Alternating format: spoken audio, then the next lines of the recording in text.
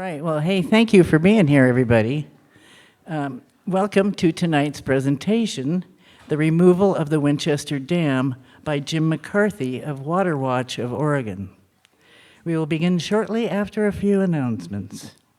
Tonight's sponsor is the League of Women Voters, Umpqua Valley. I am Robin Wisdom, president. We would like to welcome members of the League of AAUW and Roseburg and Douglas County residents. Can you hear me over there? Okay, great. Little Mill Media is recording this for us. Garrett Drake is our videographer. And the event will be recorded and posted on YouTube in just a few days, probably. So you can check our website for an update, and if you signed in, you could get an email with a direct message about the recording. So this is an educational meeting. The League does not have a position supporting or opposing the removal of the Winchester Dam. We are as an organization, we are not taking sides. We invited the WaterWatch Control District, the Winchester Water Control District, to present their views at another evening, but they have not responded. So, the League's mission is to inform voters and inspire people to vote. Make sure you're registered to vote. We're coming up to a big election year, and you'll want to be on top of your voter registration. Beware of signing petitions before you fully understand what the petition is for, what it says, and who is promoting it. After checking your voter registration with the Secretary of State's office or vote411.org, be sure to vote in the primary in 2026 in May. The primary election will be May 19, 2026, and the general election will be held on November 3rd, 2026. So now let's talk about ground rules. You seem like such a rowdy crowd. Just kidding. But we formulated ground rules because we were not sure of who all was going to show up this evening. But you've all been handed a copy of them, plus it's posted over there. And so, there's no shouting, swearing, cussing, biting, chewing. I'm kidding. And if anyone is offensive, we will ask them to leave immediately. And we're going to use respectful language. We're going to refrain from sarcasm, which will be difficult, and insults or inflammatory comments. No blaming, shaming, or personal attacks, please. Save your questions for the end of the presentation, and there will be time for Q&A at the end. So you want to keep your questions limited to 1 minute, and one person speaks at a time with no interruptions. You got that? Everybody say yes. Yes. All right, we're good to go. So when it's time for questions and answers, we'll have you come to this mic right here. Or if you want, we can give you a card and you can write it down if you don't want to announce it. But now I have the great pleasure to introduce tonight's speaker, Jim McCarthy. Jim.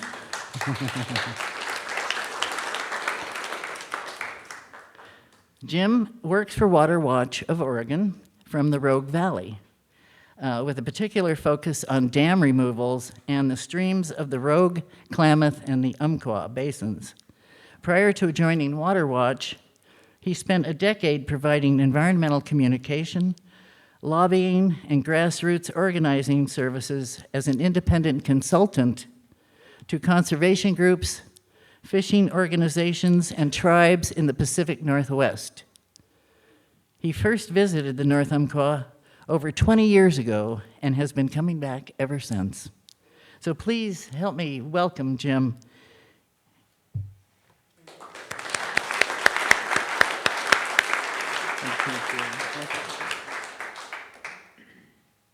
And so, thank you very much. That was very kind, and thanks so much to League of Women Voters Umpqua Valley Chapter for inviting me here. Are you my technical team? Are you going to be advancing my slides? All right. Maybe dim the lights a little bit. But at first, I'll give you a little introduction to detail about WaterWatch. We're a statewide river conservation organization. We were actually founded 40 years ago by a fly fisherman from the Rogue Valley who met an environmental lobbyist from the Portland area at an Oregon Water Resources Commission meeting. They got married and created an organization that changed water law in the West. Along the way, they pioneered small, obsolete dam removal. So I come in the wake of an attorney named Bob Hunter, who worked for a generation in the Rogue Valley removing dams. Now that's all I do is remove barriers to native migratory fish in southern Oregon. So I focus primarily on the Rogue, the Umpqua, and the Klamath. And I've been doing dam removals large and small for about 20 years. These days I do about 2 a year.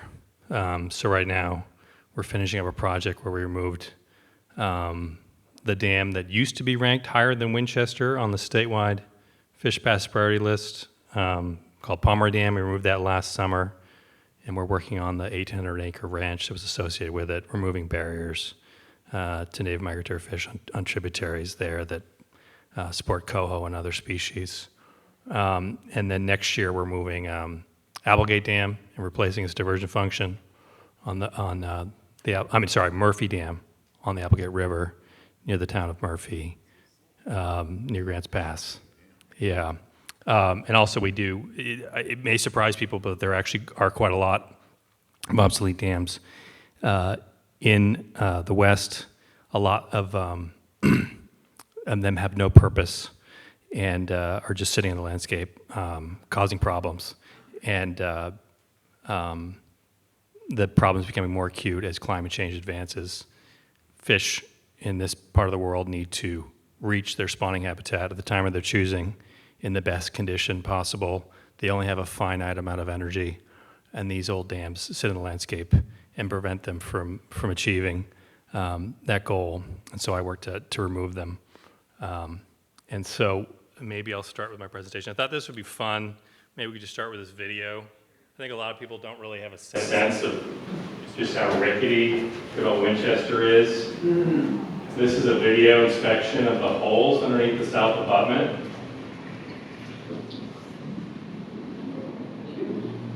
It just gets better and better. What's the date of this? This is from 2020. This is before the repairs, but sure enough, the repairs in 2023, there's upwelling there now. So if you go there tomorrow, you can see a dome of water in this area. There's another diver in there with him. So that's under the south abutment. The basic thing about Winchester Dam, it's quite old, from the 1890s. It had a powerhouse in the south abutment area that's concrete appearing now.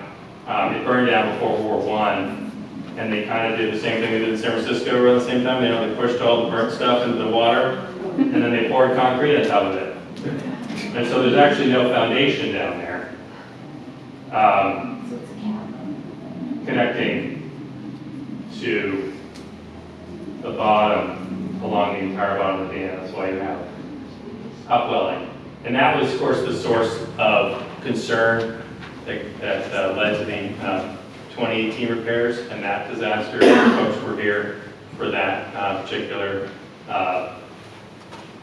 fish kill that occurred when they poured concrete into the water to try to fill those holes. Of course, this was after that, and then in 2023 they just put something like a styrofoam cup material in there, and it appears to be as ineffective.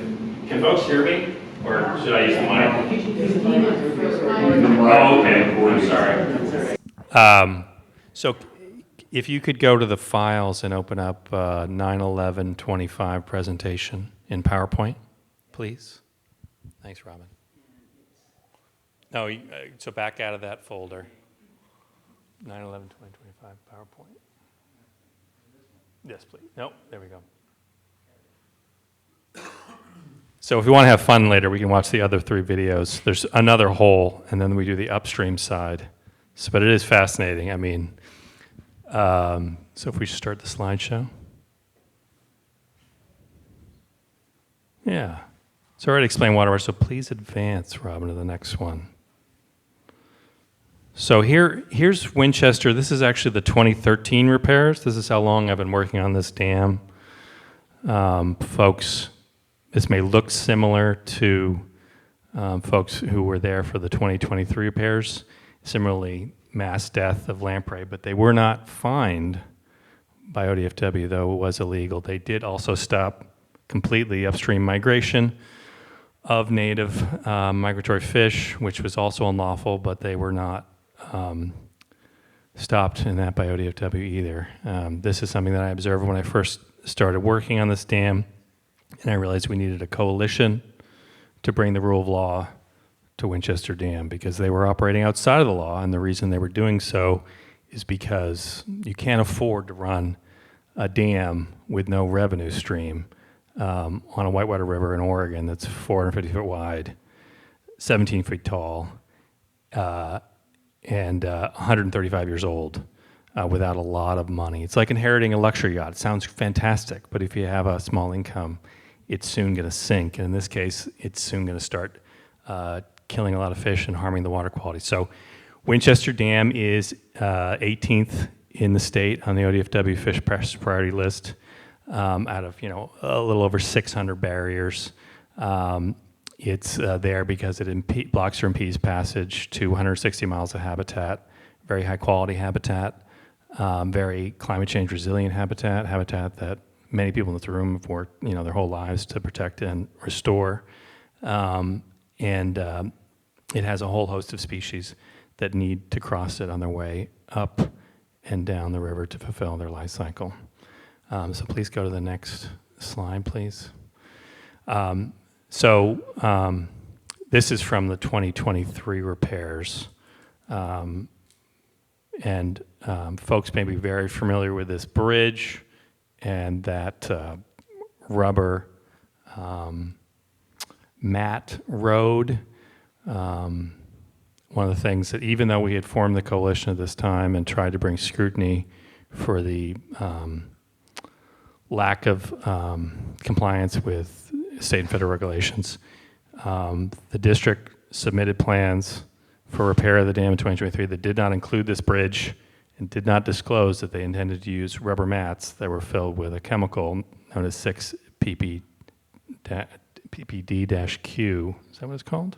That basically kills coho on touch.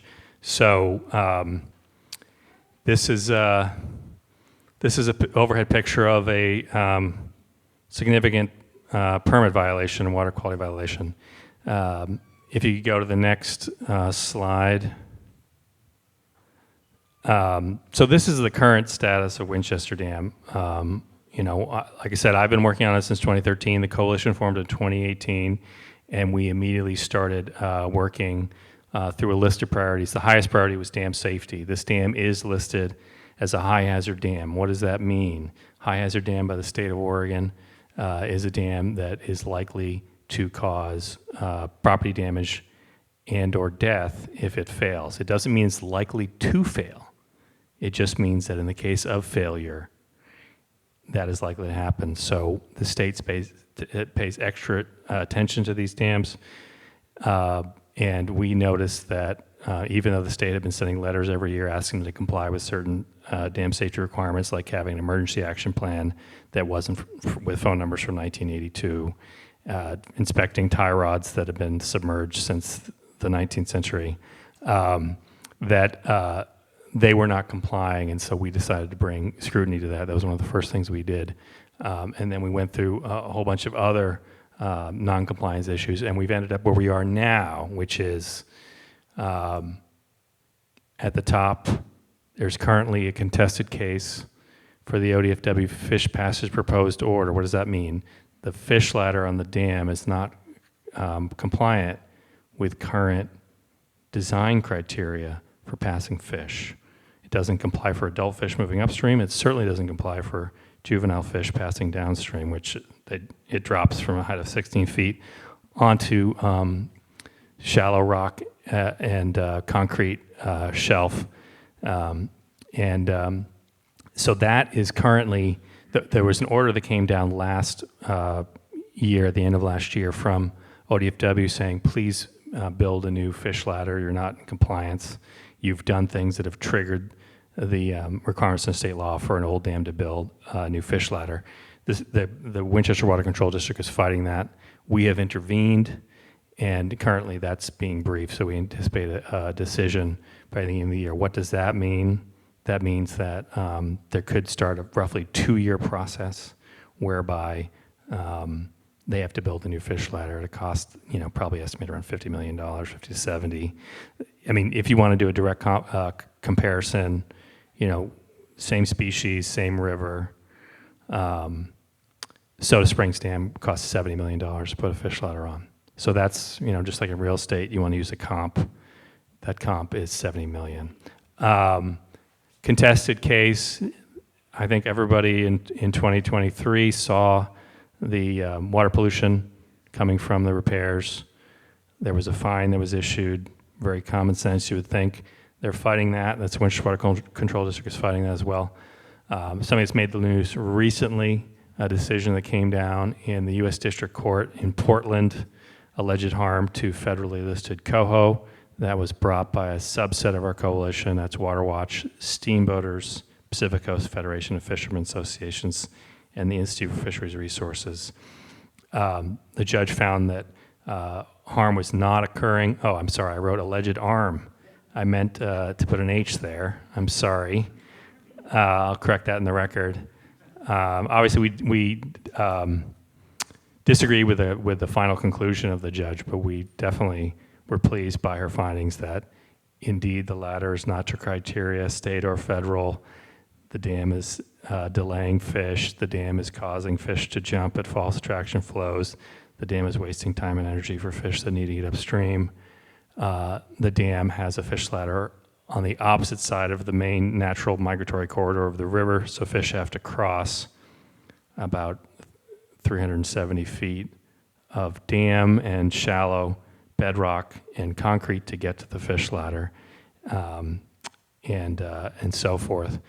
Another process that's going on that our coalition helped bring about, again, there's a lot of things here, and I'm happy to take questions about them, and at the end, because there's a lot of details, but this dam does break a lot of laws, so hence the list. They store more water behind their dam than is allowed under their water right claim that they filed in the 90s, maybe because it helps float their ski boats, but the Water Department asked them to either lower the reservoir pool by a foot or apply for new water right. They didn't want to do either of those, so they're actually suing the state, and you do that when you have an agency action that you disagree with in Marion County District Court, so that's what's happening right now. We tried to intervene in that, WaterWatch did. We're specialized in water law. We were not able to get in, but our expectation is they'll lose on that, because so far the judge has thrown out everything that they've claimed except for one thing, and they need to argue about that early next year. One other thing that made a lot of news was when they, by our estimate, they killed over 1 million lamprey during the repairs. They had an allocation from ODFW to kill around 30,000 lamprey. ODFW did calculate that they killed about 550. I think that's a very low number, easily defended. But when you kill that many lamprey, you get a $27 million fine. That was something that we anticipated, again, because we had seen, and we actually warned the state about it in the lead up, and asked them not to allow a drawdown process for the dam. Instead, use what's called coffer dams, where you build a secondary dam around the first dam, you dewater on the interior, and then you repair the dam that way. That's something you could do without causing mass loss of aquatic life. The district didn't want to do that because it actually costs a lot of money, but that's something that an actual utility, if they own this dam, would probably have to do. Then there's a consent order. Folks may be aware that there's a consent order regarding the condition of the dam. So they were facing a court process where the state was going to order the dam condemned and torn down at their expense because they were ignoring dam safety required actions. So they entered into a consent order late last year, and there's some deadlines coming up on that consent order that, as far as I can tell from the public record, they have not obeyed. So it's going to be a very interesting September. The deadline is September 30th for those actions. I can go into that detail if you want. And then there's compliance with dam safety maintenance actions. So these are required maintenance actions that the dam owner is supposed to undertake. Dam safety has sent 2 letters in the last 2 years repeating these maintenance actions, and they haven't occurred. So that's where we are at Winchester Dam. Please go to the next slide, Robin. So this is just a document showing the definition of a high hazard dam. I don't know, was anybody living here during the time of Governor Atiyeh? Oh yeah. All right, some Atiyeh heads in the house. So this is a memo to Governor Atiyeh. I just like it because it's Governor Atiyeh. This dam has been a nuisance for the state since Governor Atiyeh, and that's a long time ago. It was a nuisance to Pacificorp. This was the first actual dam that Pacificorp, or its predecessor Copco, and before that, they had various different names, but folks came in and settled Winchester. Late in the 19th century, they built a dam. It was for diversion purposes, hydropower purposes. They built it iteratively over time, and then eventually it wasn't cost effective as a hydropower dam. Pacificorp obviously moved up into the upper watershed and built much more sophisticated and profitable dams in the headwaters. And they gave this dam away for free in 1969 after it was largely destroyed in the 64 flood. So that the 64 flood came in, didn't knock down the structure, but it messed up the powerhouse so badly, Pacificorp declined to repair the dam. And indeed, when the Copco purchased it in the 20s from the local power company, they wrote a memo saying it wasn't worth it to spend any money upgrading this dam because it's just not a viable hydropower. So that's why this dam is there. And we've worked to remove dams similar to this. I know folks are familiar with Gold Ray Dam that was taken out in 2010. Pacificorp, that was the first hydropower dam on the main stem, or at least the one that survived until the modern era. And that was given up for free to the county in the 70s. And the county, Jackson County, thought they could make money off of it. But obviously, if a utility company can't make money off of it, amateurs can't make money off of it. And eventually it was removed under the Obama stimulus after the 2008 collapse of the world economy. Next slide, please. So this just gives you an idea what the structure's like inside the dam. It's one of the reasons why it's such a problem for fish. It's hollow, okay? You look at the dam, and I just showed you the south abutment. It's hollow underneath. The north abutment's probably pretty solid. The main 360-foot span in the middle is a wooden crib pinned to the bedrock with tie rods and filled with rock that gets washed out, right? So, and there's some parts where the main current of the river is so strong that they put, in the 70s, put a temporary concrete cap on. The engineer put it on, said, this concrete cap is only temporary. I'm putting it here on the understanding that the district is going to be tearing down the dam and building a whole new concrete dam because the structure underneath doesn't support the concrete. And then they just never replaced the dam. So what you have is you get scour flow under the concrete cap, and then if you go to the next slide, this is what you get inside the dam. And again, so fish are going to want to be attracted into that area because the wood planks that are on the face of the dam don't hold the water back. Obviously, there's a curtain going over the top. There was an attempt, very minor, during the 2023 repairs, I'd say, to fill these holes. But one of the craziest things about the 2023 repair is they never inspected the dam before they started the repair. Usually what you do, what I do when I remove a dam is I hire an engineer to go down and inspect the dam, and then they come up with plans, and then the plans are submitted for permits, and then you follow the plans that you submitted the permits to tear out the dam or do whatever you did. Here, they said, look, we can't afford enough time to lower the reservoir pool a little bit and look at the dam. We're just going to do it on the fly. And then they had some really, really big holes, and they tried to fill it with foam and things like that. It didn't really work. The dam, if you look at it now, is full of outflow, and there's also underflow under the dam. So this is not from current time. This is a picture from the 1990s, but it just gives you an idea. These are the constant processes that are going on at this dam. Again, this is one of the things that make it a real problem for fish. It's just a big attraction flow for fish to jump into, get injured, get stranded, and die. Also, out migrants to get sucked in. Let's go to the next slide, please. So here are the 2023 maintenance actions. So again, about these cavities, the state has asked for underwater camera inspections. I confirmed with the state last week that they haven't received an underwater camera inspection from Winchester since 2020. That's that one that I showed you. But they asked for them starting in 2023 to do them annually. They have not done so. Again, complete the work to mitigate the voids within the dam. Must be completed in 2024 unless an engineer can submit a memo saying it's not a safety hazard. Neither of those things happened. They didn't repair the dam in 2024. I'm sure everyone noticed. And they don't have a memo from an engineer saying that the voids aren't a safety problem. Let's go to the next slide, please.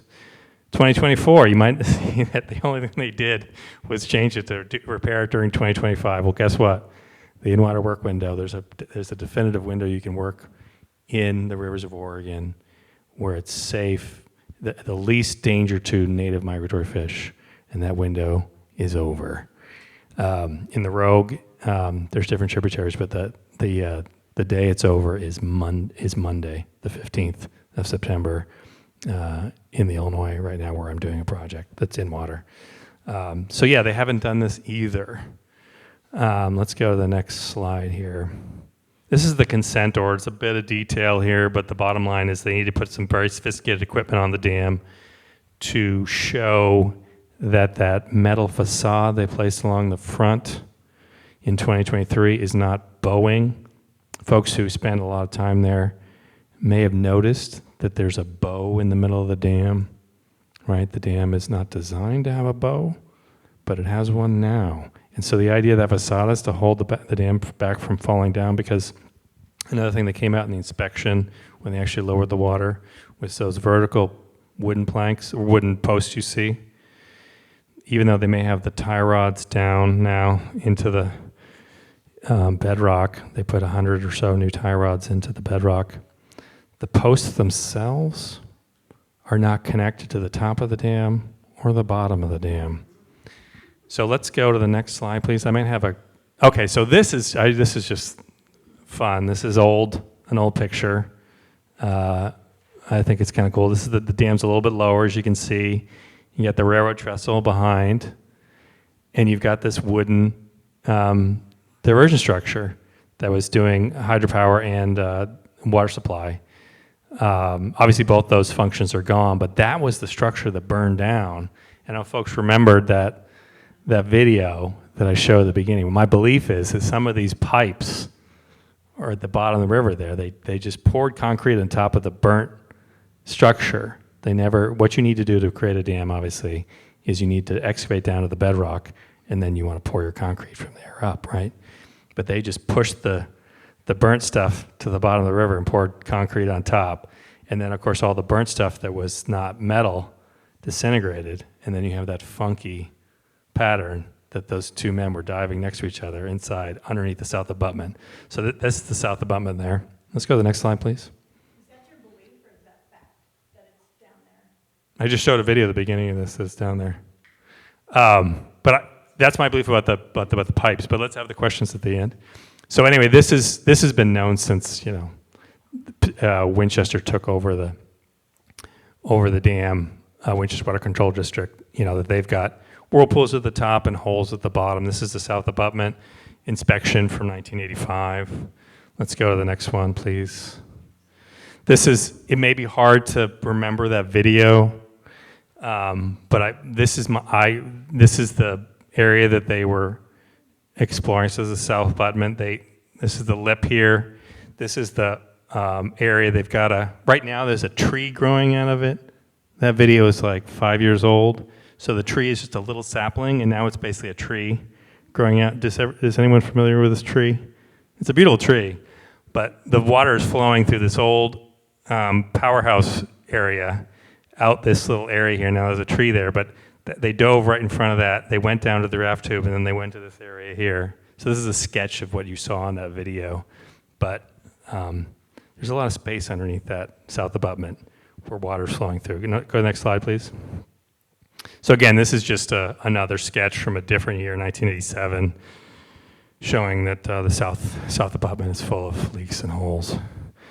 And there's two. I can show the videos. There's actually two places where there's holes under the south abutment. So there's one here in this area, in the foundation area, and then there's one here. I'll show you. I can show you that video. They're really cool videos.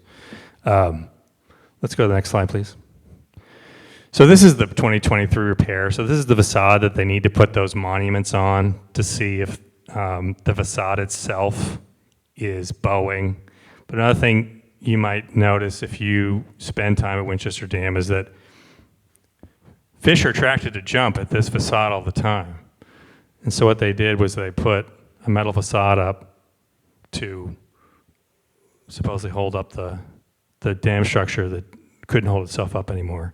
And they created just a huge number of new injury areas for fish. And we'll show more of that now if you go to the next slide.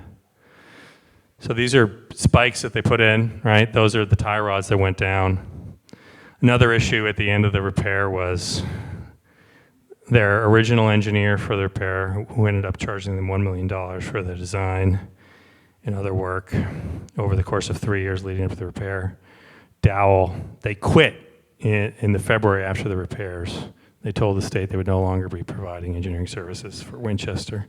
And Winchester went out and got another group called Strata Designs, who they claim is still working for them, but I haven't seen any work product from them submitted to the state in quite some time. But they were supposed to, under their plan that they submitted to the state, because they weren't going to be inspecting the dam before they repaired it, where they were going to just drive the tie rods in, and then they were going to inspect all the tie rods to make sure they had done them properly, and then they just didn't do it. And so the state made them go back and do it in the way that their engineers had said, and Winchester said, no, we don't want to do that. We want to test them in this different way. And Dowell would not certify that. So Strata Designs would, so that's what happened. Instead of testing all 100, they tested under 30. And they were all on the lower end of the dam. So I hope you're getting the impression that even though there's a coalition pushing for rule of law at this dam, they're pushing just as hard the other way to avoid being treated just like everybody else. They want special rules for themselves, and that's the only way they can afford to keep this dam, because the responsible management of the dam would be too expensive. If responsible management of this dam was too expensive for PacifiCorp, it's too expensive for people who aren't making any revenue off of the dam. It's just a fact. So next slide, please. So this is what it looks like inside. This is from Strata. That's their engineer who took over after Dowell quit. These are the tie rods, right? So they're attached to so they go down, they're attached to the bedrock, they come up and they're tied into the steel facade. Again, the question is if the tie rods were actually secured to the bedrock, and obviously the vast majority haven't been tested. And then you can see the flow. I mean, obviously this is very attractive fish, and there's a space between many of the cross members and the vertical members where fish could fall into and be stranded. So not great. It's gotten worse for fish since repairs. Next slide, please. So again, this is just from the Dow report. Now, when you build or demolish a dam or you repair a dam, you have to submit what's called as-built, right? You have to submit a report and with designs showing how you actually did it, because sometimes you do have, legitimate reasons to modify from the plan. And so again, you can see here, they didn't test, they didn't fill the voids, and they didn't do the south power house mitigation that they were supposed to, right? So what was the original plan submitted under permits? They were going to drive sheet metal around the area, around the south abutment, so they could isolate it, get the water out of there, so they could pour materials in there and fill up those holes. One of the things that really defeats repair attempts in that area is the constant flow of water. It's very hard to pour concrete or polyethylene foam or whatever it was into a hole where the water is constantly flowing. So they didn't drive sheet piling around. They didn't isolate the work area. And they claim they put some foam in there. But the engineer wasn't there to witness this, which is a very odd thing. So they couldn't testify to it. So that's an ongoing issue. Again, that cavern that I showed in the video, again, if you go there tomorrow and you go to that area, you can see a dome of upwelling there because there's water flowing into the dam. That's the engineering firm. That's what their name is Dow. I don't know. I don't know if it stands for anything. It might be on the initials of the founders, but it's a very old engineering firm. If we can go to the next slide, please. This is a little blast from the past. I don't know if it's still up, but one thing I thought was pretty interesting was this. The 2018 repairs. They did that totally without permits. Supposedly it was an emergency. They've been told by dam safety for years that there was a problem in the south above they need to keep an eye on, and then they didn't do anything about it, and it became an emergency. And so they just did this kind of ad hoc repair there, and it was captured on Oregon Explorer. Do folks know Oregon Explorer? Does anybody use Oregon Explorer here? It's a really great information if you're into nerding out on maps.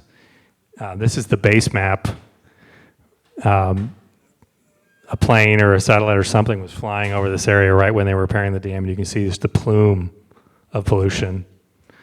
Despite this, when DEQ gave them a fine, they fought that, and they did get it knocked down because DEQ didn't go upstream and test water upstream. So they said, well, they couldn't really know that the plume of sediment was specifically from us, because you didn't test right upstream. I mean, it's just, hey, if you've got the money to spend on lawyers, you can spend $100,000 in legal fees spent knocking your fine down from 70 grand down to 50 grand.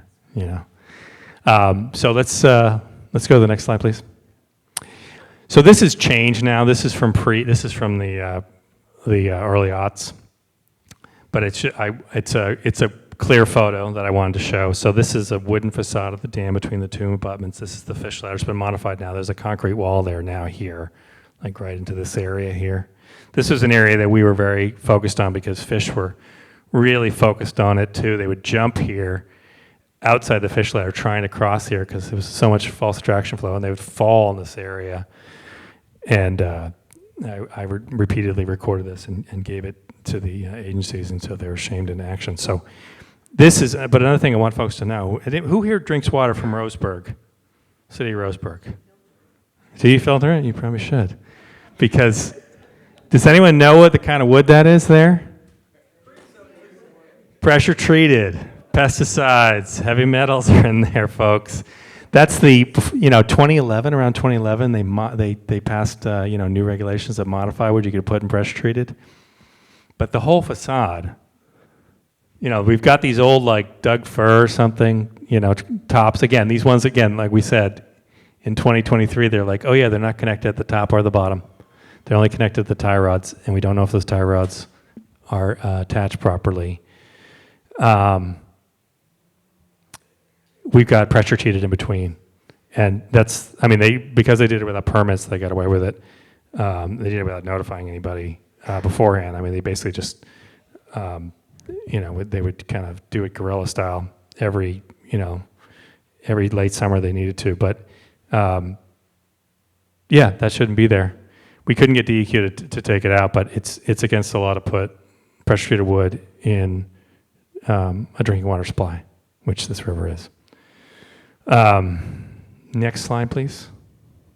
So yeah, this is just more detail, the pressure-treated, but that's what's at the facade. Obviously, they may have replaced some of these pressure-treated, but they didn't replace all of it.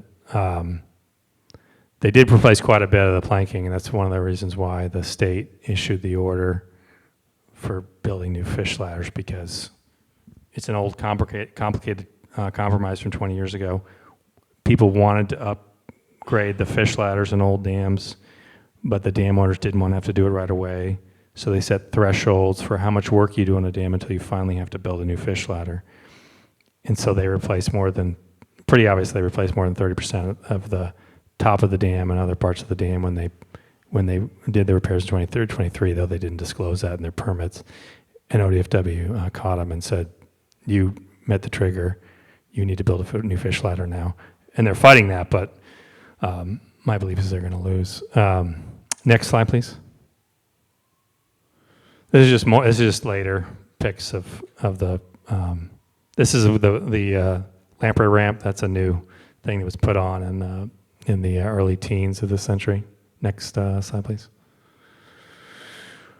So this is just a picture we took during the 2023 repairs of the dying lamprey.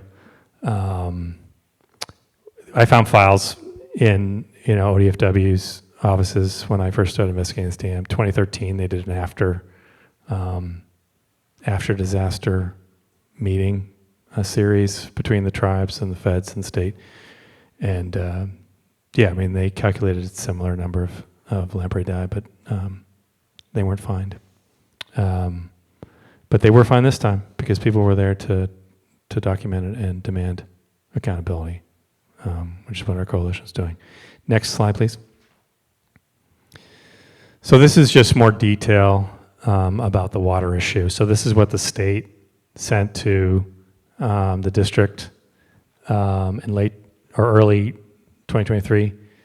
Hey, you're storing more water than you're allowed. You can lower your reservoir pool by a foot, which the dam is not designed to do. So again, that would require them to change the dam enough to require a fish ladder, which they don't want to build. Or apply for additional storage, which again is an automatic trigger for building a fish ladder. So I hope you're getting a sense that there's literally no way out for these dam owners not to build a fish ladder in the near term. And there's no way they can get out of doing that for less than $70 million. We do have an offer standing still to remove the dam for free. I think we can do it for around 5 to 7, and I'll go out and find the money. I regularly remove dams in $3 to $5 million budgets these days. Next slide, please. So this is the fish passage order that is now wrapping up the contested case. It's set at like a 29-month timeline, I think it was, for design installation of the fish ladder. The district is fighting that in what's called a contested case, and then we'll get the decision probably at the end of the year. We intervened in that on behalf of the river. WaterWatch, Steamboaters, Pacific Coast Federation of Fishermen Associations. What else do we have here? Next slide, please.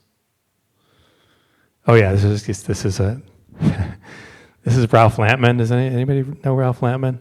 Yeah, really good guy.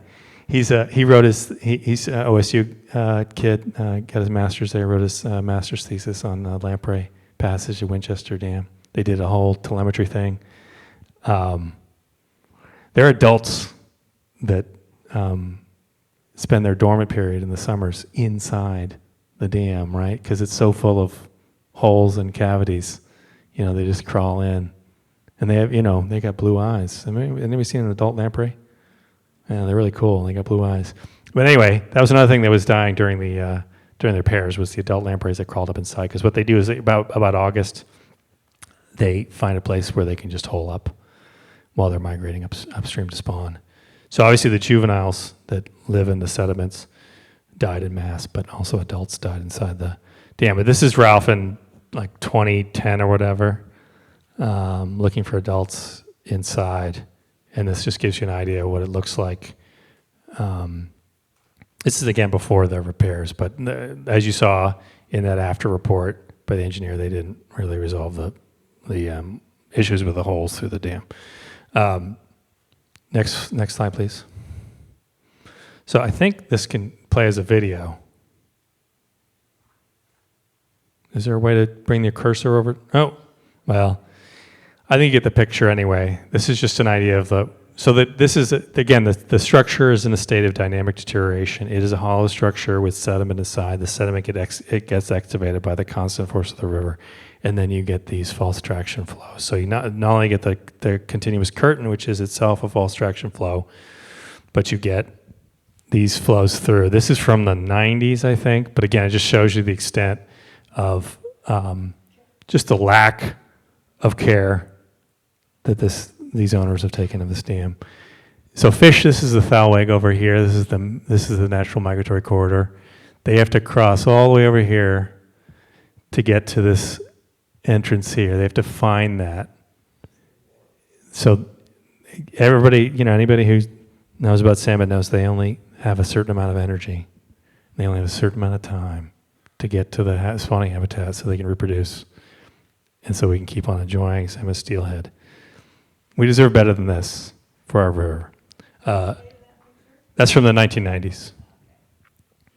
Again, we're going to have questions at the end. Is that all right? Thanks. Let's go to the next slide, please. So again, this is from the 1990s. Just shows the whirlpool. So again, there's a whirlpool here, there's a whirlpool there. And you saw in those inspections from the 80s, whirlpools, but this is, if you go down there now, there's a dome at the base of the south abutment where the underflow is coming up again. And the dam safety officials are aware of this because I took that video and sent it to them because the district is not sending them videos. Could I go to the next slide, please? So, again, this is from the 80s, but it just gives you an idea of what occurs in this structure in a state of dynamic deterioration. The sediment comes out, and 20 leaks in the face of the dam. Again, if you go down there now, the leaks are still there.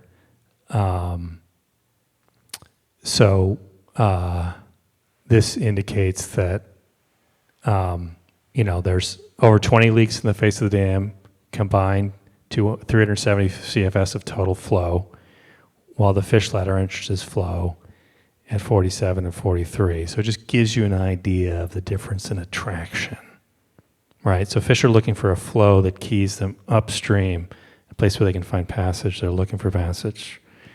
And instead what they're finding is sharp metal, eroded wood, caverns in the dam that may not have any exit, at least for them. Let's go to the next slide. So this is just an overhead during the repairs. Nothing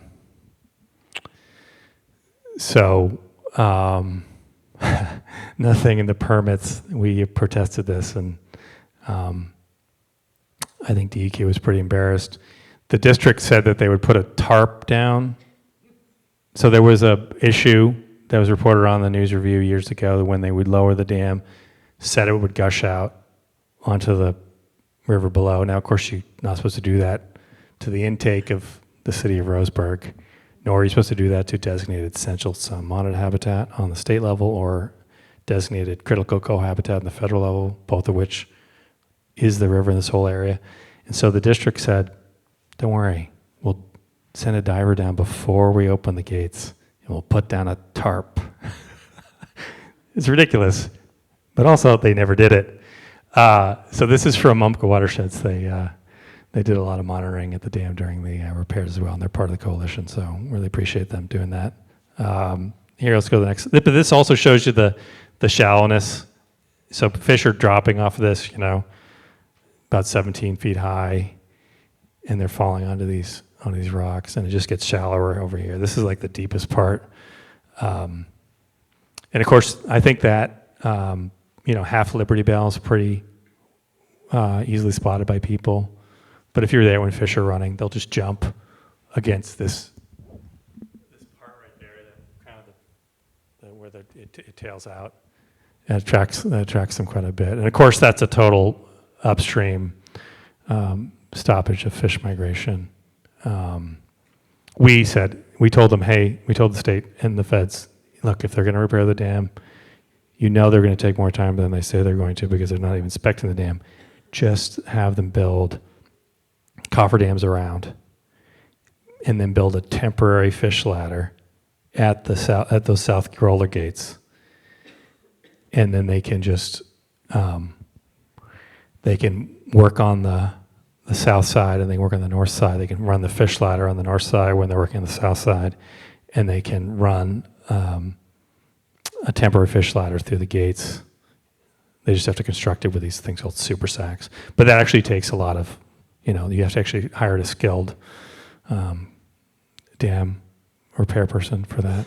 And they hired their own president, who is apparently quite skilled at basement repair, but he's not an expert in repair of 130-year-old hydropower dams. This is next slide, please. Can you just wait till the end, please? Thanks. So this is just another shot, just showing they didn't put down a tarp where they said they were going to put a tarp here. This is from 2023. This is during the repairs and the drawdown. Next slide, please. So I just wanted to point this out again. These problems have all been known, right? Well, we just had to demand accountability to get it to stop, right? So you're not allowed in the state of Oregon to stop upstream migration for native migratory fish. You have to get what's called a fish passage authorization from ODFW to even, to undertake repairs that stop upstream migration. And they just didn't. I mean, the previous president before the current one, his name was Juan Araguen, and Juan's still around, Juan Araguen, testified in the case stemming from the 2019 pollution spill that he had been doing repairs since the early 90s up until 2018. And all through that time, they never got any permits. It's totally unlawful, just outside the law. So again, the coalition's working to bring the rule of law to Winchester Dam until such time as it can be removed. We've extended our hand again and again to the district to say we will remove the dam for free. Removal of the dam is the permanent solution to this problem. This is a dam with constant problems. This is a dam that the district clearly cannot afford and does not have the interest in maintaining. You remove the dam, you have a permanent solution where you have fish passage that is maintained for free by the river, and you have the water quality issues, the invasive species issues, and the natural river processes problems that a dam creates, like, for example, trapping sediment, things like that should run down river every spring and refresh spawning beds and things like that. That's been interrupted by this dam, and so this dam is well past its useful life and should be removed. And I think the last 60 years, I guess it's been 1969 to now. What is that? 30 plus 25. I was an art history major in college. I studied archaeology about the fall of empires and the art they made before they did. But this dam is the definition of obsolete and should be removed. So that's why we're advocating for its removal, and I hope individuals here will support it going forward. I think this is the last slide. Is there anything else? Oh yeah, this is just from 2013.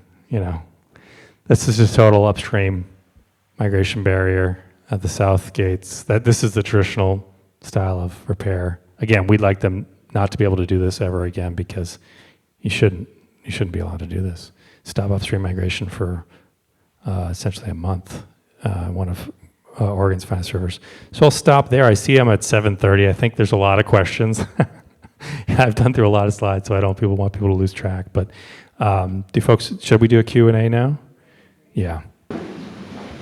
Thanks, folks.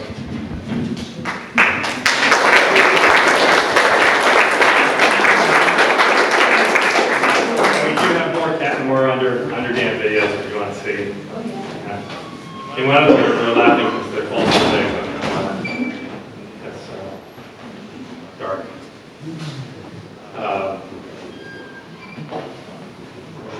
See the video.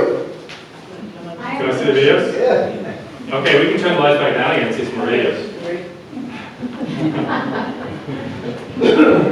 Sorry. Jim, before we look at the videos though, there was one photograph that you were showing the tie downs Yeah. and the flow of the water from the dam was coming over it. Yeah. And those ties, you said you're not sure that they're really tied down over here. Well, it's not documented. Yeah. Fully, yeah. But those things are sticking up. I would think that they could stab fish. Yeah. Yeah, so the facade makes the problem for fish injury worse because it presents a whole slew of new surfaces for fish to be injured on. So if you guys saw that dam in 2020 during the repairs, it is a disintegrating space full of metal. Like when I was showing you those pictures of the pressure treated, right? How do they attach it? You know, they had these metal, you know, it was angle iron. Yeah, the angle iron. Like, you know, if a fish hits that, it's gonna get sliced. The facade is actually stepped up. They poured concrete. That was one of the big sources of their water quality violations, is because they were pouring concrete without fully isolating the area. So concrete was running away, and then they didn't have a professional dam repair crew. So they actually, you know, they didn't really seem to know how to set up settling ponds and things like that. So their settling ponds were breaking and falling through and things like that. You know, they were being overrun. But they were pouring concrete, so they make the bottom ledge of the dam bigger, and then they put those beams in, and then the beams are stepped a little bit away from the facade in a lot of places. So fish can jump and then fall into that area. And yeah, it's not great. Yeah, so maybe hole number one upstream. That might be a good one. Yeah. So this, again, it's from 2020, but yeah. So this is prior to the dam repairs? Yeah, this is prior to the dam repairs. But just to be clear again, the upwelling has returned in the south abutment area. And they did they essentially put in material that was similar to what you get in like a styrofoam cup at 7-Eleven. It doesn't hold up against current. But this is the upstream, one of the upstream holes. And there's a bigger one there. I wish they'd used a piece of string to give you a sense of the flow. You know, tie a string to those sticks. So it's not like this now, or it is like this now? Are we allowed to ask questions yet? I'll allow it. I want to know. Is this now, or? This is in 2020. But is it still the same? Well, I don't think it looks exactly the same. There's going to be other things. But they poured plastic into these holes while water was flowing through it in 2023. So the point is that if you go there now, you can see the upwelling, but the district is refusing to provide videos for the last 2 years, despite it being required under state law, right? If they keep failing to provide these inspection videos of the holes. And again, why would they fail to provide inspection videos for 2 years? All right, folks. So if you think it doesn't look largely the same there, you know, I've got a dam to sell you. So is this the same video? Yeah, there's two more of there's a second hole. So if you go back. So yeah, hole number 2 downstream. So again, keep So this is the first hole was over here by that where there's now a tree growing up. And so this is the roller gates. They're going to go in under the roller gates now. Can we ask a question? Sure. Should we be concerned about our water quality here? Because I'm not liking everything I've known about this dam for a long time. And our water supply comes from a building that's very close there. I think yes, you should be. I mean, one, I think the town should at least ask the district to remove all the pressure treated from the dam. Remove what? Remove all the pressure treated from the dam. The pressure treated wood. That just shouldn't be there, period. Even if you think the dam should be there, it shouldn't have toxic materials 50 feet upstream from a city water intake. That just is wrong. You need to come to the mic. I got a question, and I'll walk right up to the mic and Fantastic, please do. My name's Richard Chasm. I was the president of the Looking Glass All Water Control District All right. to sell the irrigation water out of the Berry Creek Dam. Yeah. I was on that board 24 years. We dealt with the water agencies in Salem. They are rigid, uncompromising, demanding, no excuse whatsoever, or else. How in the hell do they get orders to obey and just not do it? Because we sure as hell couldn't do it. Yeah. It's not his fault, Richard. Yeah, It's his fault. No, I don't think he thinks that's my fault. Yes, that is what It's the state's fault. yeah, I don't know. I mean, it seems like an issue of significant political influence. Yeah. So, again, that was one thing that we noticed at the beginning. That was one of the things. I mean, obviously, we were very concerned about the fish issue, but the files showed a lot of just totally ignoring the requests of the dam safety officials. Now, what folks may not know about the state of Oregon is that we had a pretty weak. It was kind of like they had weak enforcement options for the state of Oregon up until 2020. So, or 2021, I think it was. I'm sorry, I've forgotten when they changed the rules. But basically, they had two options. They would write you stern letters for a while, and then they could come and get a judge to order your dam torn down as a public nuisance. And there wasn't really anything in between. And so they modified the laws in the state of Oregon in the early 2020s. So now they can fine you like $500 a month. So for this situation here, the 2023 letter,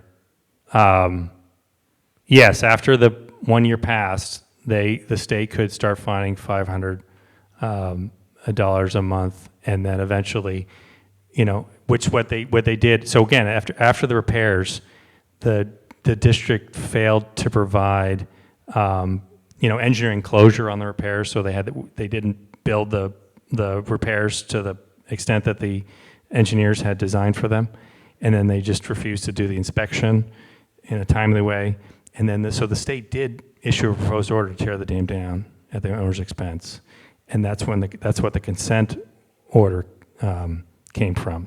So they went to the Friday. The hearing was supposed to start on Monday to start to confirm the consent order, and on Friday to confirm the order to tear the dam down, and on Friday they came up with a consent order to put these monuments on the dam by the end of the month.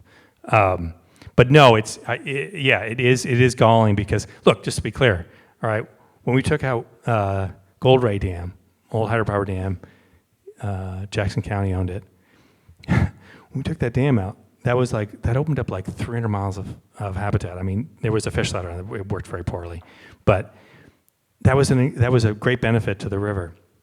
ODFW didn't let us stop upstream migration of fish for 1 minute. We had to hire a biologist to be on site the entire time to make sure that effective upstream migration was maintained throughout the project, which we did. But for this project in 2023 to repair the dam, they let them stop upstream migration for a month.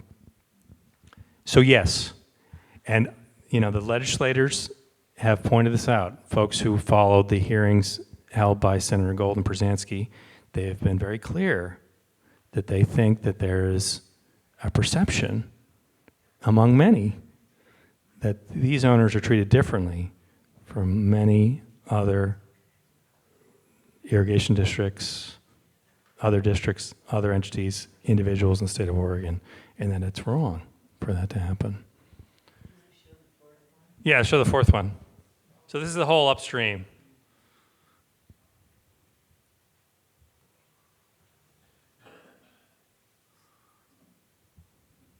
The president of the district is a very accomplished diver, apparently. So. Excuse me, could you say that again? The president of the district is a very accomplished scuba diver, apparently. So, I think these are from him. That's water going through that hole. That's water going through the hole, as best I can tell, yeah. So again, just to be clear, they tried, so what they did in 2023 was a lot like what they did in 2018 that totally failed too. So they poured concrete into the water at these holes. They poured a lot of concrete in the water at these holes in 2018. And this is what it looked like in 2020. And then they poured basically styrofoam cut material into these holes in 2023. So again, I think there's a reason they're not producing videos for these holes, but we're going to push to get those videos. You said they had to put some monuments on the dam by the end of this month? Yes. Yeah, tell us more about that. What's the monuments? It's in the consent order. I mean, if you go back in the slides, we can read it. But the issue is deflection in the dam and the question of whether the dam is actively sagging and will eventually fall down. I mean, there's other issues with the dam. Like there's an issue that maybe it'll kind of unzip at the junction where the south abutment meets the crib dam, right? Because the foundation there is, as you've seen, is like Swiss cheese. So, but one of the significant issues is the crib dam, the wooden structure, largely wooden and metal structure in between the two abutments, is it sagging downstream? I mean, it's plainly sagging downstream, but has the facade arrested it? And so the monuments are supposed to be finely calibrated instruments, installed in a way designed by an engineer qualified to do this in the state of Oregon. And then those instruments that need to be read on a regular schedule and submitted to Water Resources Department so they can tell that the dam is not sagging. Now, the state does go down. I mean, the state has very few staff people. The state does go down every year and do a cursory inspection of high hazard dams. Every year they have to go down. So that's where these inspection letters come from. The state goes down. They don't dewater the dam. They don't walk under the curtain of the dam, things like that. They just go to the dam and look at it. And then they come up with an inspection letter based on that. So that's where those maintenance actions were that I just cut and paste those from the bottom of the letters. But it is an open question because there is no documented evidence that those repairs were successful, either at the holes of the south abutment or in the metal facade. And obviously, it's been 2 years now, so it's nobody should have to wait that long to know if a high hazard dam in one of the finest rivers in Oregon has been successfully repaired. Yes. Yes, I'm really enjoying your information, but a question came to my mind about our recent flood this past February. We had a lot of extreme high water, more than normal, and just on these photos from 5 years ago, it does look like it's going to collapse at any moment. So it doesn't sound as if the dam inspectors actually go down underwater. No. So we're at risk at this point, it sounds like, with that high water event.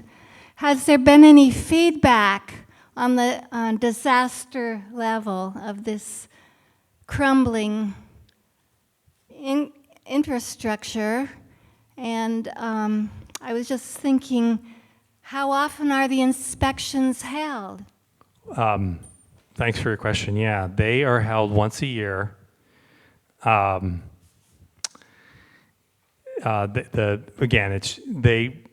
we have thousands of dams that are regulated by the state. I mean, this is a state regulated dam because it doesn't have hydropower on it. If it was hydropower, it would be regulated by the feds. But it's state regulated because there's no hydropower facilities anymore. And so the state for high hazard dams comes once a year to inspect. Now, the holes in the dam actually make it less likely to fall down because the holes reduce the tension. So ironically, as the dam becomes worse and worse for fish, it becomes, there's less overall, tension pushing the dam down. So I don't know. I mean, that's another funny thing about the files. If you go up to Salem, you look at the paper files, go back to the 70s on this thing. There's a repeated thing where like engineers will be like going like on a Sunday drive with their family, and they'll go by the dam, and they'll maybe go to the fish ladder, and then they'll like call the dam safety engineer for the state of Oregon and be like, that dam's about to fall down. It's full of holes. The tie rods are rusting. But and it's like every decade there's at least one incident where somebody just freaks out who's an qualified engineer, visits this while he's visiting, this place with his or her family, and calling. And so there's these incidents that are there, and obviously because back then it was just letters and things like that. So I think they're understanding better that this dam is not really an imminent danger of falling down as much as it's like kind of sagging in areas and otherwise just injuring a lot of fish along the way and delaying them. Yeah. Well, there's another thing going on here too, which is like they're required to practice their emergency action plan. We forced them to update the emergency action plan. They had an emergency action plan was so old that it had the old area code for Roseburg from the 80s on there, and a lot of people who were listed as emergency contacts had sadly passed away. And so they kept on asking, the state kept on asking in stern letters, please update your emergency action plan, and they didn't. So we made sure they did that, but they're all required to practice their emergency action plan on a regular basis, and there's no evidence that they've done so. Yes, please. Okay, wasn't there a 5-day trial conducted recently where a district court judge ruled against you and in favor of the Winchester Water Control District, and ruled that they found Winchester Water Control District's witnesses were much more credible than the plaintiff's witnesses, which you were the plaintiff, and that the judge gave more weight to Winchester Water Control District's witnesses on nearly every one of the important issues.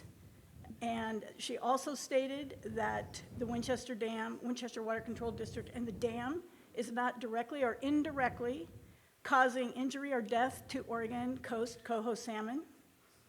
And so a lot of information you're giving is really not quite accurate, and a lot of these pictures and a lot of these videos are from quite some time ago.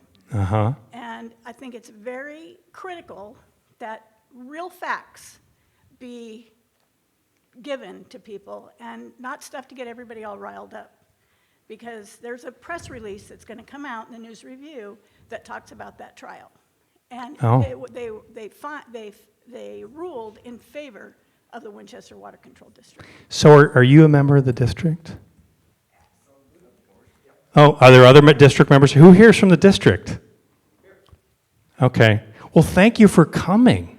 Now, I just want to be clear on the record that your attorney has written to me saying that I should not discuss the dam with anybody except for him. But we'll set that aside because you guys came here and I didn't know you were here. But it is true. I know, but we're here, and I just want on the record. One of the witnesses here that the judge was talking about is Jeff Dose. Jeff Dost in the back, 30 years, working for the National Forest here, public servant. And I was a witness, not an expert witness. I was just a fact witness. But yes, there was a trial in April for the specific question of whether or not take, meaning harm generally, to coho was occurring at the dam. And so the judge did conclude that in her mind, the dam was not causing take to coho.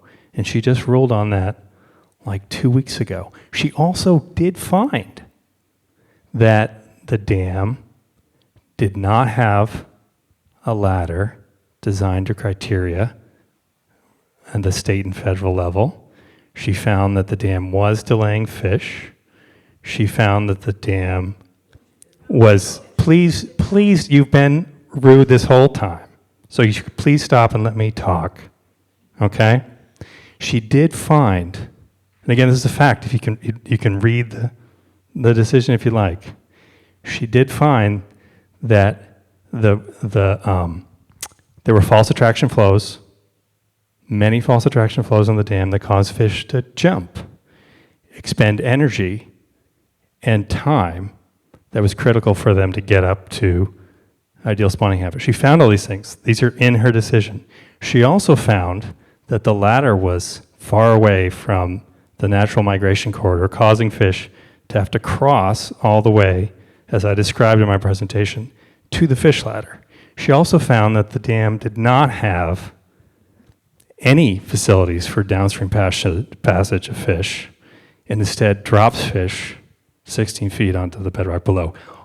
Despite all these findings that, again, are in her decision, she decided that there wasn't enough evidence to rule that coho be taken. But it doesn't matter, because we are considering an appeal, and we have until the 26th to file that appeal.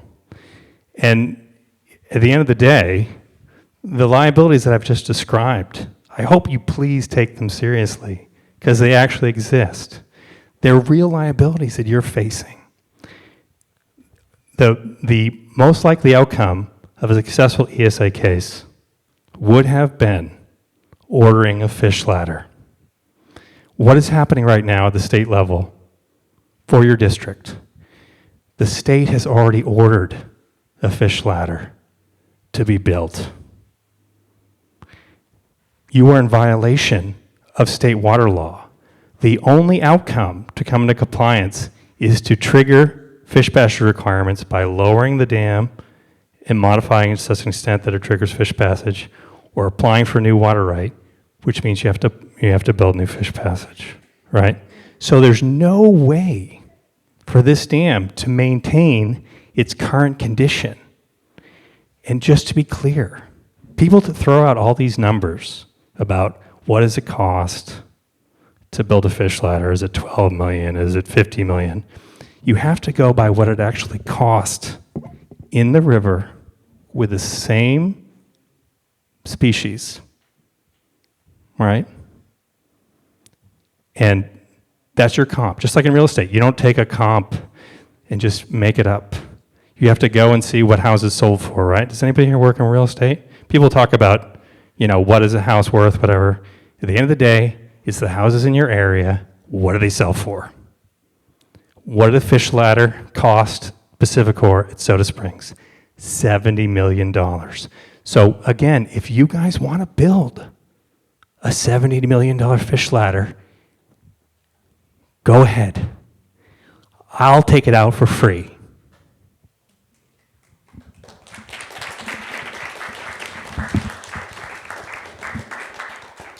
Jim, it's been quite a while since you joined us for a protest rally for removal of the Winchester Dam right in front of the dam. Yeah, I think it was 2023 in the smoke, and I really appreciate everybody coming out for that.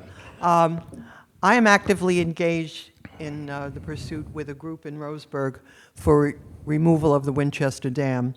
And we have actively pursued exploring all the infractions, noncompliance with regulations and so forth, to bring to the attention of the homeowners, but there's an issue that I want to identify and ask you about. To my understanding, it's illegal to own water in Oregon, and yet, yeah, by law. But yet, the homeowners have basically assumed ownership of an extent of the river north of the dam for about 1.5 miles. There is a boat ramp that has been built. Oh, yeah. And if people try and access the river, the public, they will be arrested. Well, I think I just want to add one more thing. Our group does not have the collateral for litigation, but I'm just wondering if your organization has ever considered that as a major injustice to the public. Well, it is true that technically in the state of Oregon, you don't own water. I mean, really in the Western world since Roman times, water is considered public, and you have an ownership of the right to use the water for specific beneficial use, but you don't own the water itself as a thing. It's a public good. The waterways are public good. It goes back to Roman times. Now, about the question of access, I think you're referring to the Lake Oswego case.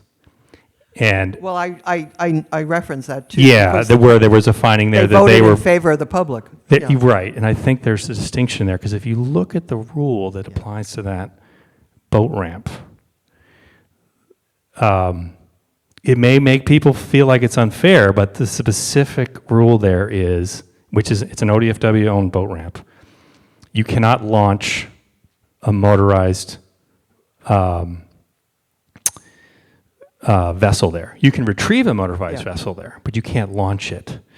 And so my understanding, at least, and that is an ODFW rule. It's not a district rule. So you actually, if you do launch a motorized craft there, then I think you're correct that you are subject to enforcement. I don't know if it's arrest, but subject probably to No, they are arrested. Oh, okay, They but I are just want to be arrested. clear, that's not the case of what's going on at Lake Oswego. At Lake Oswego, they actually prevented people from launching craft or anything like that. So it's a little bit more complex at the boat ramp than, and it's not necessarily the easiest thing to read. You go down there and you read it, and you've got to go back and like Google the state rules on it, and the state rules aren't written very clearly, but it's an ODFW rule. So what I would recommend, if that is, I mean, again, it doesn't seem quite fair because there's no prohibition in the lake otherwise for the owners to launch motorized craft. So it seems odd that this is the case. So if you have a problem with that, I would just say, go to ODFW and tell them, Well, the that public is you don't. denied access to about 1.5 miles of the river. But you could. My understanding is you can access that area. Yeah. But you just can't access it with a motorized craft. But again, you have redress. Like, it's not something that we've considered doing. But if you do want to access that area, you can just go to the ODFW folks and say, we think this is unfair, you should change it. If they don't respond, you can go to the commission. But at the end of the day, it's apples and oranges to the Lake Oswego situation, is my belief. But so we haven't investigated that issue. But that has been a major issue in Lake Oswego. I don't know if folks are familiar with that case. And I'm not a lawyer too, so you know, it's for what it's worth. Yes.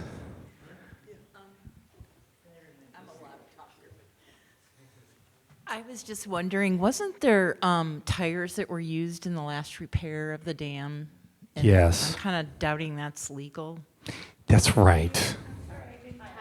Tires. So Tires. An emerging issue in the United States and globally is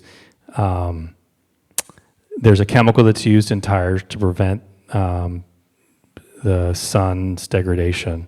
It's called 6-ppd-Q, I think it is. And a bunch of researchers in Puget Sound found that it's incredibly toxic to salmon, and particularly coho. And so, yeah, one of the major issues with the repair was, even though they filed permits saying that they were going to use basically like landscaping, material to make the road surface for the heavy equipment. In fact, what they used was recycled tire mats, which was totally illegal. I mean, if they had disclosed that in the permits, they would have been told they couldn't do it. And DEQ, talked to the contractor about it during, and then it's part of the fine. But another thing that's interesting about that bridge is like that bridge was not in the that I showed, like the second file. They just built that. Like they didn't. It wasn't in the plans. It was amazing. The kind of lack of regard for the rules. But thank you for your question.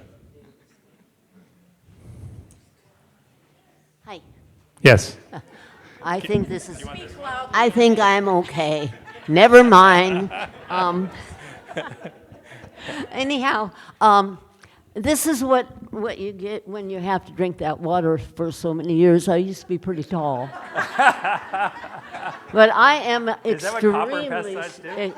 I'm sorry. It's copper. I think it's copper. It's primarily copper and pesticides that keep that wood looking that way.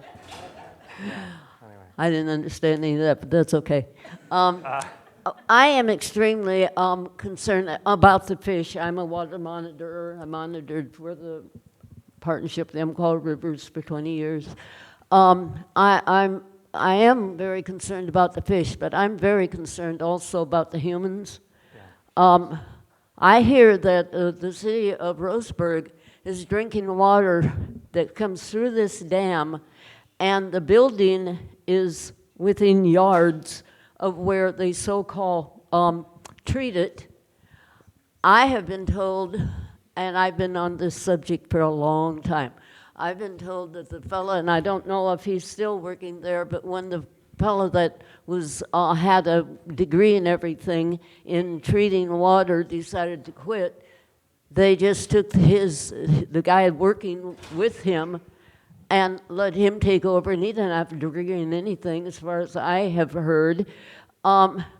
We've got tires there that are giving off crap, and the older they get, the longer they're in there, they never stop giving off whatever you said that it's given off. They got treated wood in there, and I'd like to mention this too. The last time that they so-called tried to fix that dam, nobody realized that the lampreys are in that dam. Oh no, we They raised never that issue. took out We raised that the issue. wall. Huh? I was the person that was going to climb that wall when the fire department come and took my place. Yeah. I and another person who was doing monitoring, because we were monitoring that day, and they asked her and I to go up that wall and take those lamprey out of there. Because that time they took that wall off and you could see them. This time I didn't see the wall come off, and they were going on about all the lamprey that were dying and everything, and they were saving. I never heard anybody go say that they went into the wall, but I could be wrong. But I want to know what we're doing about the water that we're so-called drinking. I have traveled all over this world studying rivers.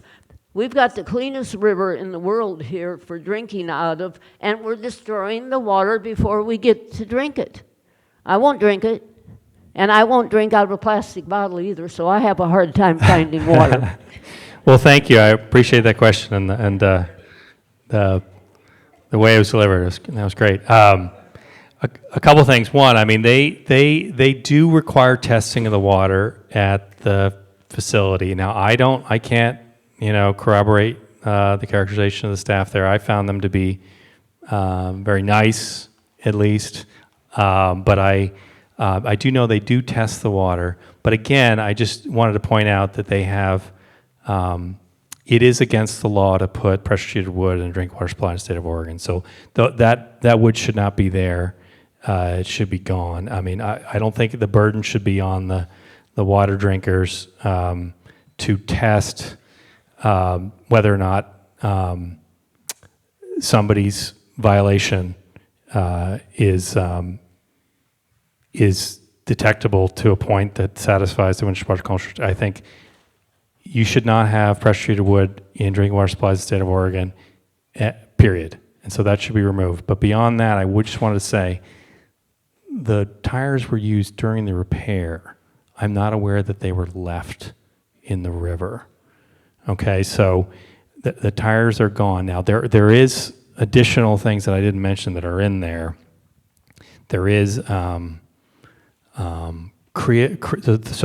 are some, a limited number, not like the pressure treated, but there are some creosote railroad ties in under the cap in one area by the concrete cap that I mentioned. I mean, there's a whole cap area there, but there's a number of items in there that it would be best if they were removed from the river. Again, I'd like to remove them by removing the dam, but at the end of the day, as a long-term structure, it's inappropriate for a prohibited material to be in the river 50 feet upstream from the city intake. Thank you. We have one last question, okay? Well, I appreciate the comments and question a little bit. Appreciate the Women's League of Voters bringing out the issue and talking about it. Jim, glad you're here. I want to remind people that this was a campaign to remove the dam presentation, biased totally by, of course, what you're trying to achieve.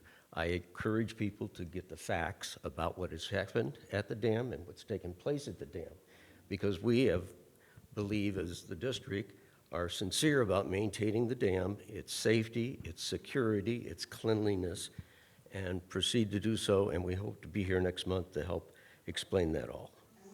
Question. So you do want to speak on October 9th? I need to get my whole board approval of that yet. I heard they... As soon as possible. Will do. Because we do have this room reserved. Will do. Great. Well, thank you, sir. What is your name? My name's Stan Mead. I'm the Stan. district treasurer. I've heard your name many times. Yeah. Nice to meet you. Robin, would it be okay if I ask one more question? It'll be just one. Okay. My question is, if the dam is scheduled to be removed, I know you talked about the basement repairman who oversaw repair of the dam. Is there a potential that they would oversee the removal of the dam as well, since it's private property? Do you work for terra firma? I do not. I did not want to mention names, but it seems like the fox guarding the hen house. If they're not following rules on repairing the dam, what's going to make them follow rules when the dam, if they award themselves the contract, what oversight can they ignore in that case? All of it? We haven't proposed that option. Usually when we remove a dam, what we do is we receive state and or federal money that requires a competitive bid process. And we do have to consider the resume of the contractor. So we don't do dam removals with people who don't have that experience. So I would say that seems unlikely. But again, that's a matter of competitive bid usually. And I haven't had terra firma bid on any of my dam removal projects. They're open to do so, but they have not. It's a fun job though, ripping out dams. You basically just scoop the dam out with an excavator. You put it in a dump truck, and you carry it away, and then you contour the river based on where the engineers believe it was. You make an initial contour channel, and then you let the river take over. And usually, depending on how good your winter is, you can't even tell the dam was there the next winter. I don't know if folks have been to the Gold Ray site, similar sized dam.